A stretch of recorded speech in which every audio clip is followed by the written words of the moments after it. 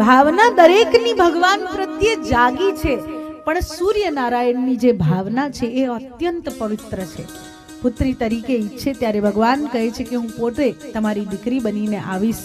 અને ભગવાન શ્રી કૃષ્ણ પોતે વૃષભાનુજીના સ્વરૂપે સૂર્યનારાયણ અવતાર ધારણ કરે અને એમને ત્યાં દીકરી બનીને શ્રી કૃષ્ણ, આપણે કહીએ છીએ ને કે રાધા કૃષ્ણ છે, કૃષ્ણ રાધા છે, એ એટલા માટે કહીએ છીએ કે શ્રી કૃષ્ણ પોતે જ રાધાજી બનીને આવે છે. પુરુષ અને પ્રકૃતિ બંને એક જ છે. ભગવાન શ્રી કૃષ્ણનો વામ ભાગ એ પ્રકૃતિનો છે, શ્રી રાધાજીનો જમણો ભાગ એ પુરુષનો છે. અને પ્રભુ લીલા પણ એવી કરે છે કે કહેવાય છે કે જ્યારે આ બધી લીલાઓ પૂરી થઈ ગઈ તો ભગવાનને વિચાર આવ્યો કે ખરેખર હું એવો તો કેવો દેખાતો હતો કે કૈલાસ પર વિરાજમાન વૈરાગી મહાદેવ પણ મારા પ્રત્યે આકર્ષિત થઈ ગયા. તો હું જોઉં તો ખરું. એટલે વૈકુંઠમાં બિરાજમાન ભગવાન એવું કરે છે કે લક્ષ્મીજીનો બધો મેકઅપનો સામાન, શણગારનો સામાન બધો લઈ આવ્યા કે લાવો આજે તૈયાર થઈને જોઉં તો ખરું કે હું કેવો લાગતો હોઈશ.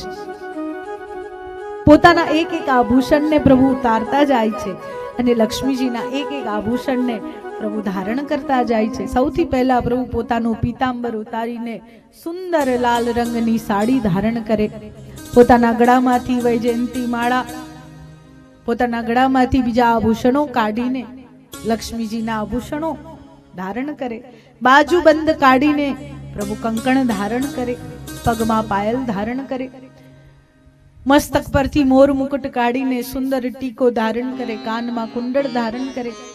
અને ભગવાન જ્યારે તૈયાર થઈને આમ પોતાના પ્રતિબિંબને સમક્ષ અરીસામાં જુએ એટલે પ્રભુને પોતાના સાથે પ્રેમ થઈ જાય, પોતાનાથી આકર્ષણ થઈ જાય. અને જ્યારે પરમાત્મા સ્વરૂપ ધારણ કરે તો એ સ્વરૂપ અંતર્ધાન નથી થતું, અને એ સ્વરૂપ એટલે શ્રી રાધાજી. એક કથા અનુસાર આ રીતે શ્રી રાધાજીનું પ્રાકટ્ય થાય. અને એ ભગવતી શ્રી રાધાજી ગોલોક ધામમાં ભગવાન શ્રી કૃષ્ણ સાથે બિરાજમાન રહે છે. જેમના જ અંશ સ્વરૂપે લક્ષ્મીજી, જેમના જ અંશ સ્વરૂપે પાર્વતીજી, જેમના જ અંશ સ્વરૂપે સરસ્વતીજી બ્રહ્મા, વિષ્ણુ અને મહેશ સાથે બિરાજમાન થાય છે. એક સમયની વાત છે, વ્યાસજી મહારાજ કહે છે કે ભગવતી લક્ષ્મી અને ભગવતી ગૌરી બંનેને અહંકાર આવે.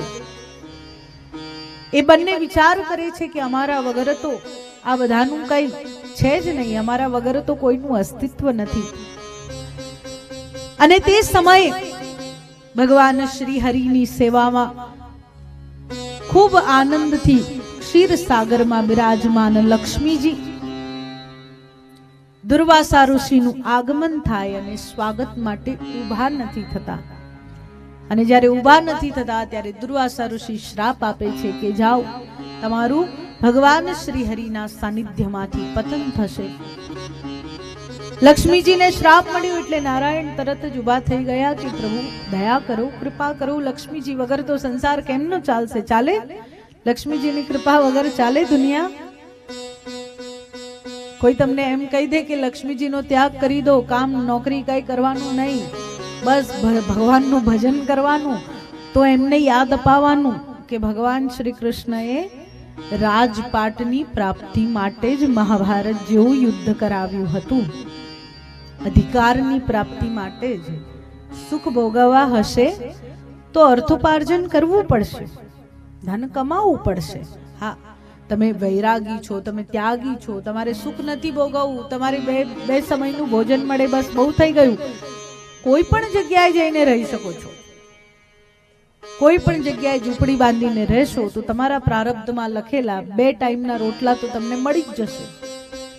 પરંતુ આપણે મનુષ્ય છીએ, આપણે કંઈક વિશેષ કરવા માટે જન્મ લીધો છે. અને આપણે પછી જો ઝૂંપડી બાંધીને બેસી જઈએ, વૈરાગી અને સંન્યાસીઓ માટે પણ કર્મ છે.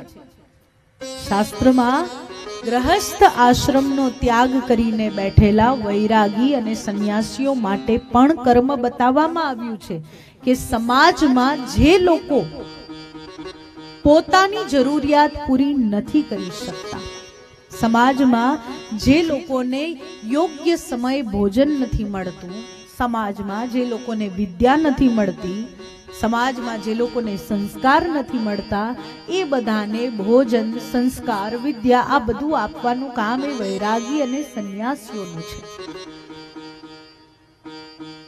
એટલે સંતો જે કામ કરી રહ્યા છે એ પોતાનું કર્મ જ કરી રહ્યા છે. આપણે જરૂર છે આપણું કર્મ કરવાની. અને આપણું કર્મ શું છે? આપણું કર્મ છે કે સૌથી પહેલા પોતાના પરિવારનું પાલન. માણસ દાનની પરિભાષાને નથી સમજતો. મનુષ્ય દાન કરવા નીકળે એટલે બહાર તો બહુ આપે. અને બહાર કેમ? કારણ કે નામ બોલાય. અત્યારે આપણી કથા અપનાગર વૃદ્ધાશ્રમ માટે થઈ રહી છે, તો ઘણા બધા લોકોએ દાન આપ્યું હશે ને એ બધા લોકો દાન આપે છે કે અમારું નામ ક્યાંક તો લખાશે. પરંતુ દાન કઈ રીતે આપવું જોઈએ? તો સૌથી પહેલા પોતાના પરિવાર. તમારું કુટુંબ, તમારું પરિવાર જો સુખી ના હોય તો બહાર આપેલું દાન ફળવાનું નથી. પરિવાર જો મોટો છે, દૂરના ભાઈ, દૂરના મામા, દૂરના કાકા, કોઈને પણ તકલીફ છે, જઈને ઊભા રહો, એ મોટું દાન છે. બીજું દાન તમારા સમાજમાં. તમારો સમાજ છે, તમારા સમાજમાં કોઈ એવું વ્યક્તિ છે એની પરિસ્થિતિ નથી, ઘરમાં દીકરી છે, દીકરીના લગ્ન કરાવવાના છે, આગળ થાઓ, એના લગ્ન કરાવો. સમાજમાં કોઈ એવો વ્યક્તિ છે જેની દીકરી ડોક્ટર બનવા માંગે છે, એન્જિનિયર બનવા માંગે છે, પરંતુ એ ઘરની પરિસ્થિતિ નથી કે અત્યારની સ્કૂલો કે અત્યારની કોલેજોની ફી ભરી શકે. આગળ થાઓ, એમને સહાયક બનો. ત્યાર પછી તમારા ગામમાં દાન કરો.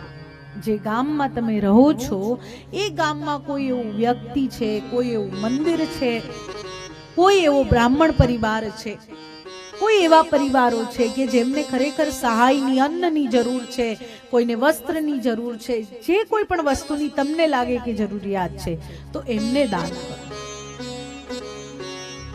અને પછી તમે બહાર નીકળો, ગામથી બહાર નીકળો એટલે તમને ગમતી કે તમારા પોતાના ગુરુની સંસ્થામાં, કે તમને એવું લાગે કે કોઈ આ એક સંસ્થા છે જેની નવી શરૂઆત થઈ રહી છે ને ખરેખર સમાજમાં એક સેવાનું કામ કરવા માંગે છે અને અત્યારે એમને સહાયની જરૂર છે.